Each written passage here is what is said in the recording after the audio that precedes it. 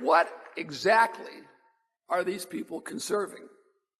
Free trade is a philosophy of consumption, and the elevation of consumption is the essence of materialism. Materialism fosters the neglection of values. It is the exact opposite of conservatism. Near the center of conservative thought is preserving what is best in our institutions and traditions. It is about the very values materialists would have us ignore. Free traders seek price optimization. They view us only as consumers and want to maximize consumption, and that means lots of imports. I believe that Americans are first producers, not consumers, and that no country ever became great by consuming. They all became great by producing.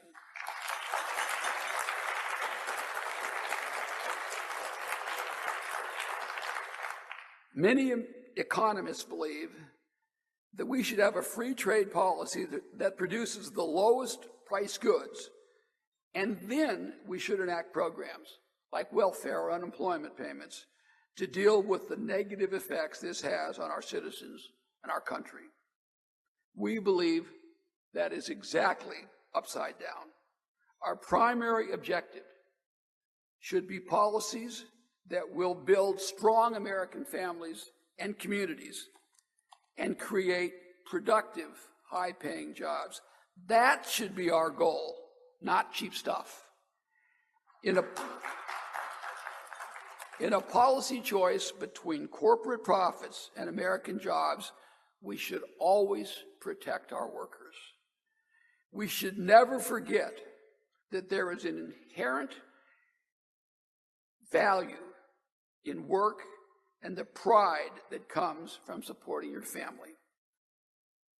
This pride builds communities, and it should not be sacrificed for TV sets or T-shirts. This is the essence of conservatism, and making America great is the core of patriotism. We are conserving values, the American family and strong communities. That's what Ronald Reagan wanted. That's what Donald Trump fought for. Indeed, Alexander Hamilton, arguably the father of American conservative, was no free trader. His whole life he supported tariffs and industrial policy to promote American manufacturing. In fact, throughout our early history, conservatives and Republicans were not free traders. There were 12 Republican presidents before Eisenhower, and everyone promoted using tariffs to build American industry. They all supported the American system, explicitly or implicitly. Theodore Roosevelt famously said, "Thank God I am not a free trader. In this country, pernicious indulgence in the doctrine of free trade seems inevitably to produce fatty degeneration of the moral fiber." I subscribe to that view, in case you were wondering. The Gilded Age was a period of Republican ascendancy, relatively high tariffs, and monstrous economic growth. After World War II, President Eisenhower was far less concerned with building American industry. Our economy was the only significant one in the world, and he correctly wanted to see Europe and Asia rebuilt, the establishment of democratic governments, and the defeat of communism. President Nixon was for market economics, but then when there was a growing trade deficit and a run on our gold, he put tariffs on all of our imports and kept them there until our trading partners agreed to raise the dollar value of gold. Ronald Reagan spoke of free trade, but he insisted on limits on the number of Japanese cars coming into the United States. He protected our semiconductor industry. He required limits on steel imports, defended Harley-Davidson motorcycles, and trust me, I was there. I could go on. In fact, one libertarian group said that he was the most protectionist president since Herbert Hoover. No Republican president was really a free trader, with the possible exception of the Bushes, and even 43 put tariffs on steel to save our industry. Finally, let me ask you this. Many of you have taken economics classes in college. Probably all of your professors preach free trade. How many of them were conservatives?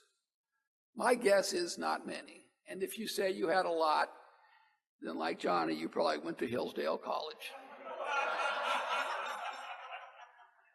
Another myth is that trade makes the world more peaceful and democratic.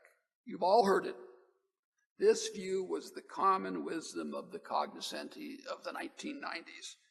President Clinton and his free trade crowd used this myth to sell their China policy. With access to our market, China would become a larger version of Switzerland. That's what they argued, benign and democratic. Thomas Friedman wrote a book selling the proposition that countries that trade don't make war. Not even Friedman believes that anymore. The principal problem with this proposition is that there is no support for it in history.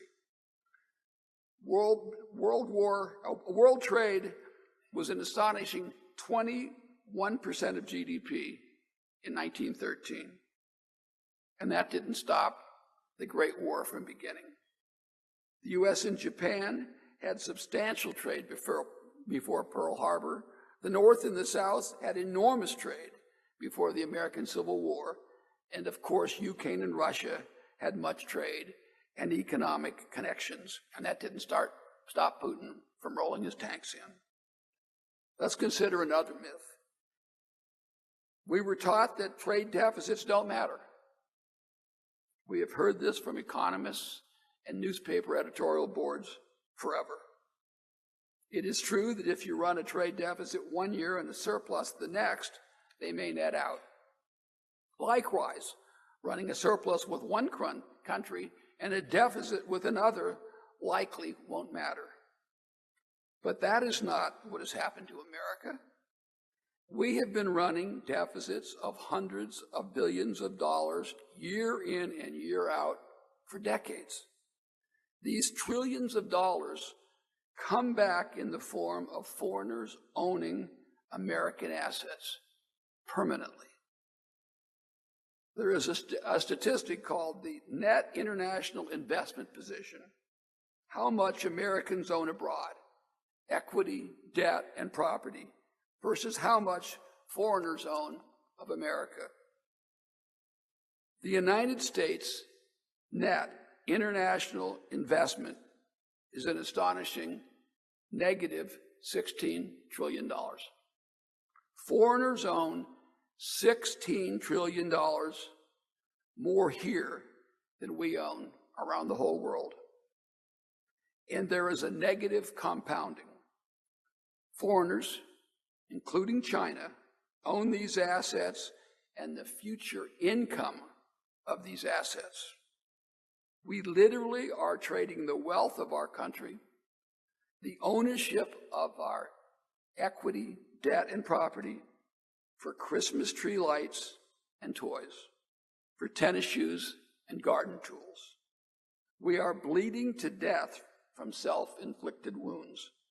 So, do massive consecutive trade deficits matter? Only if you care who owns and controls your country. There's another myth. We're told that America is post-industrial. We don't need manufacturing. You've all heard it. We're going to have a services economy. This, too, is balderdash. We have the biggest economy in the world. We need to make and grow things.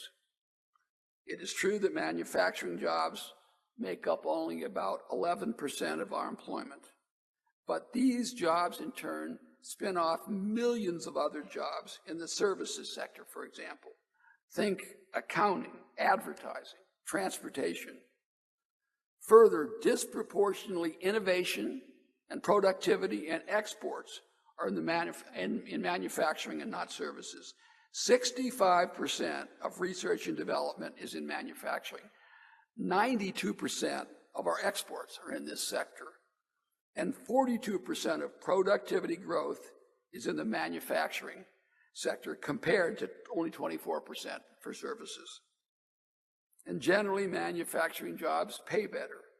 The median manufacturing job pays $22.50 an hour. The equivalent number for retail is $14.30. For hospitality, it's $13.70. And for administrative services, $17.50. Also, manufacturing workers, on average, receive far better benefits and stay in their jobs longer. But most importantly, 60% of American workers have only a high school education. Their best chance to get into the middle class is through manufacturing. If we want strong communities